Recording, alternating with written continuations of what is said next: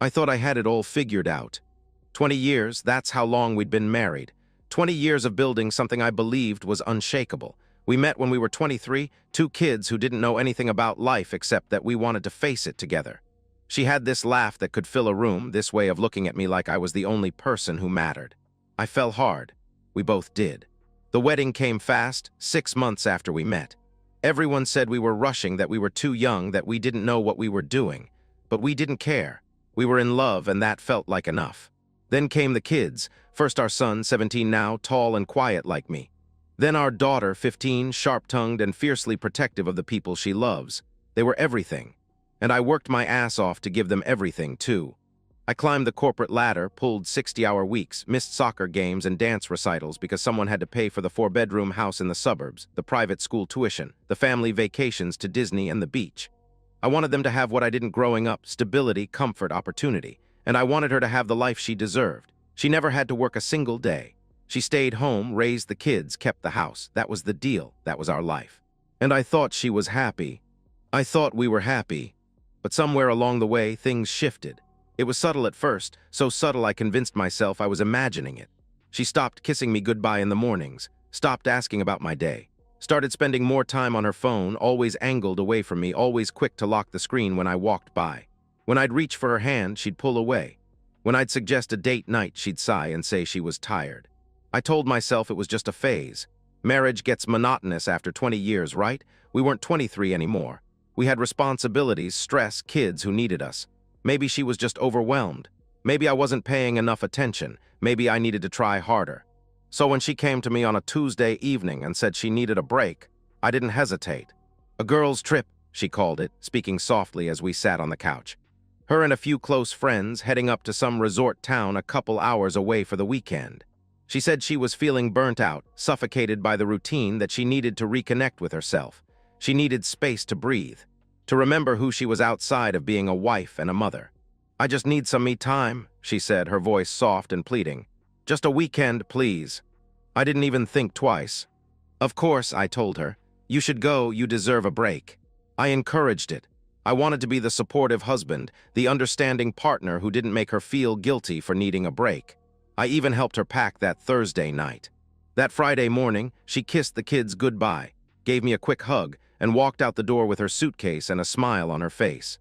I stood in the driveway and watched her drive away, telling myself this was good for her, good for us. I had no idea. I just watched my wife leave to spend the weekend with another man. That Friday night, I sat on the couch with the kids, scrolling through takeout menus, trying to fill the strange emptiness that had settled over the house. She'd only been gone a few hours, but something felt off. Wrong. I kept glancing at my phone, waiting for a text that never came. The kids didn't seem to notice. My son was upstairs gaming with his friends. My daughter was curled up beside me, half watching some reality show, half scrolling through her own phone. I told myself I was being paranoid. She was fine. She was with her friends. She was recharging. But deep down, in a place I didn't want to acknowledge, I knew something had changed. I just didn't know how bad it was yet. Saturday dragged. I woke up to an empty bed, made breakfast for the kids, tried to distract myself with chores and errands. But my mind kept wandering back to her. Was she having fun? Was she thinking about us? Did she miss me at all? By mid-afternoon, the kids were getting restless. My daughter was sprawled on the couch complaining about being bored. My son had been in his room all day. The house felt too quiet, too still. I was scrolling through my phone for the 100th time when the idea hit me. Why not surprise her? It seemed perfect. Romantic, even. I'd drive up to the resort with the kids, bring flowers, maybe take her out to dinner. Show her I cared. Show her I was thinking about her. Maybe it would remind her of the early days when I used to surprise her all the time. Hey, I called out to the kids. How would you guys feel about taking a drive up to see Mom? My daughter's face lit up. Really, like surprise her? She asked excitedly. Yeah, what do you think? I replied. Yes, she's gonna freak out, she said, already off the couch, running upstairs to tell her brother. Within 20 minutes, we were in the car. The kids were excited, buzzing with anticipation in the backseat.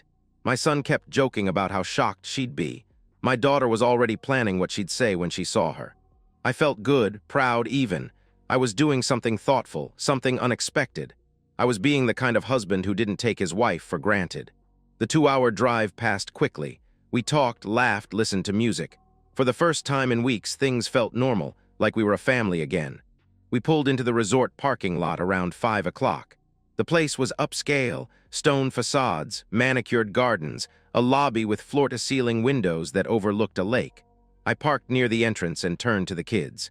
"Wait here for a second," I told them. "Let me find out what room she's in and then we'll go surprise her." They nodded, still grinning.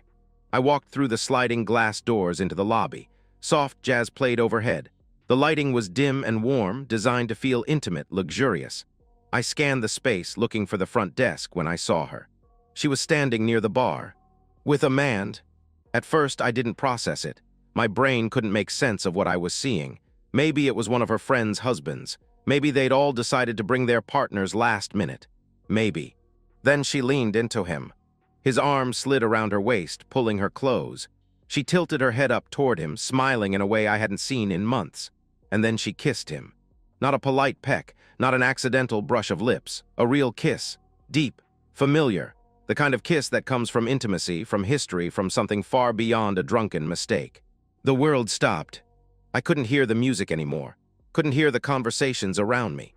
All I could hear was the sound of my own heartbeat pounding in my ears, loud and violent, like it was trying to break through my chest. My fists clenched. My vision narrowed. Every instinct in my body screamed at me to move, to charge across that lobby, to rip him away from her and destroy him, to make him feel a fraction of the pain that was tearing through me in that moment. I took a step forward. Then I heard my daughter's voice behind me. "Dad," she called out. I froze. I turned around. She was standing in the doorway, my son right behind her, and they'd seen it. Both of them. Their faces said everything. My daughter's eyes were wide, filling with tears. My son's jaw was clenched so tight I could see the muscle twitching. "Dad," my daughter whispered again, her voice breaking. "That's Mom." Something inside me snapped. Not into rage, into something colder, sharper, more focused. I pulled out my phone, opened the camera, and started recording. My hands were steady. I zoomed in just enough to capture her face, his face, the way their bodies fit together, the way she laughed at something he said. 30 seconds. That's all I needed. Then I turned to my kids. "Let's go," I said quietly. My daughter grabbed my arm. "Dad, wait, we should," she started to say. "We're leaving now," I cut her off. I didn't look back. I walked out of that lobby with my head high and my jaw set, my kids trailing behind me in stunned silence. The 2-hour drive home was the longest of my life. My daughter cried quietly in the backseat, her face pressed against the window. My son stared straight ahead, saying nothing, his hands balled into fists on his lap. I gripped the steering wheel so hard my knuckles turned white, my mind racing with images I couldn't unsee. Her, him, the kiss, the smile, the ease of it all like I didn't exist, like 20 years meant nothing. When we finally pulled into the driveway, I turned off the engine and sat there for a moment, staring at the dark house. Then I looked at my kids in the rearview mirror. "I'm filing for divorce," I said quietly. "I'm not letting her do this to us." My daughter wiped her eyes and nodded. My son looked at me, his voice low and hard. "Good," he said. "What?" I didn't sleep that night. While my kids were upstairs, my daughter crying herself to sleep, my son locked in his room with his headphones on, I sat in my home office with my laptop open and my mind on fire. She was still at the resort, still with him. She had no idea I knew, no idea I'd seen her, no idea the clock had just started ticking on the end of her comfortable life. And I was going to use every second of her ignorance to my advantage. First, money. I logged into our joint bank accounts, the ones I'd been depositing my paychecks into for 20 years. Every dollar in there had come from me. My work, my sacrifice, my 60-hour weeks and missed family dinners. She hadn't contributed a cent. I transferred everything, every last dollar, into a new account in my name only, checking, savings, the emergency fund, gone. Then I moved to the credit cards. I called each company, removed her as an authorized user, canceled Ev. Every card she had access to. Within 2 hours, she was financially cut off. If she tried to buy so much as a coffee Sunday morning, the card would decline. I wanted her to feel it immediately. I wanted her to panic. Second, legal protection. I wasn't going to make a single move without covering myself. Early Sunday morning, before the sun came up, I called a divorce attorney a colleague had recommended, someone known for being ruthless and thorough. I left a message. He called me back within an hour. "I need an emergency consultation," I told him. "Monday morning, first thing." "What's the situation?" he asked. My wife's having an affair. I have video evidence, and I want full custody of my kids, I answered.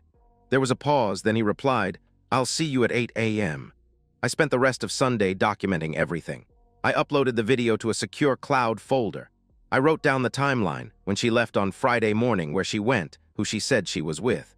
I pulled up our financial records, showing years of me supporting her while she contributed nothing. I screenshotted her text messages from Friday morning, the ones where she'd told me she loved me and would miss us. Every detail, every lie, every piece of evidence I'd need to bury her in court. Sunday afternoon, I sat down with my kids. We gathered in the living room, the three of us, and for the first time since Saturday, I let myself see the damage. My daughter's eyes were swollen and red. My son looked hollow, like something essential had been carved out of him. I'm not going to sugarcoat this, I began. What you saw yesterday, that was real. Your mom had an affair, she lied to us, and I'm ending the marriage. My daughter's lip trembled. What about us? She asked softly. I'm going to fight for full custody, I told her. You won't be forced to see her if you don't want to. You won't be forced into a relationship with her. That's your choice. I don't want to see her, my son said, his voice flat and cold. Not ever. My daughter hesitated, then nodded. I don't either, not right now, she added quietly. I pulled them both into a hug. They held on tight, and for the first time since this nightmare started, I felt something other than rage. I felt purpose.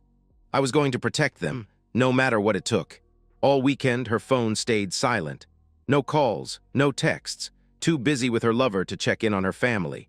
But Sunday night around 9 o'clock, my phone finally rang. Her name lit up the screen. I stared at it for a long moment, letting it ring. Then I answered. Hey babe, she said brightly, her voice cheerful, like nothing was wrong. Just calling to say hi, I miss you guys, how are the kids? My jaw tightened. I could hear the lie in her voice, the performance. I kept my tone calm, measured. I'm glad you're having fun, I replied. Because I brought the kids up there yesterday to surprise you. Silence. And we saw you, I continued. We saw you kissing him. More silence. Then frantically she stammered, Wait, what? No, babe, that wasn't. I don't know what you think you saw, but... I recorded it, I cut her off. I have video, the kids saw it too. They're done with you. Her voice cracked. Please let me explain, she begged. There's nothing to explain, I said coldly. I've canceled all the cards, I've pulled my money out of the accounts. I've already spoken to a lawyer, don't bother coming home. You can't do this, she cried, her words tumbling over each other. Please, just listen to me. I just did. Goodbye, I said and hung up. 10 seconds later, my phone started buzzing with texts. I ignored the first few, then I opened them. Please, you don't understand. It was a mistake. I was confused. It didn't mean anything. You didn't see what you think you saw. That wasn't me. I stared at that last message for a long moment. Then I opened the video. I hit send. Her response came a minute later. No more texts after that. What? Monday morning, 8 a.m. sharp, I walked into the law office. The attorney was exactly what I'd hoped for, mid-50s, sharp suit, no-nonsense expression. He shook my hand, gestured to a chair, and got straight to business. Show me what you have, he said. I pulled out my phone and played the video. He watched without expression, his eyes focused, professional. When it ended, he leaned back in his chair and nodded. This is clean, clear, undeniable, he said. You've got everything you need. What about custody? I asked.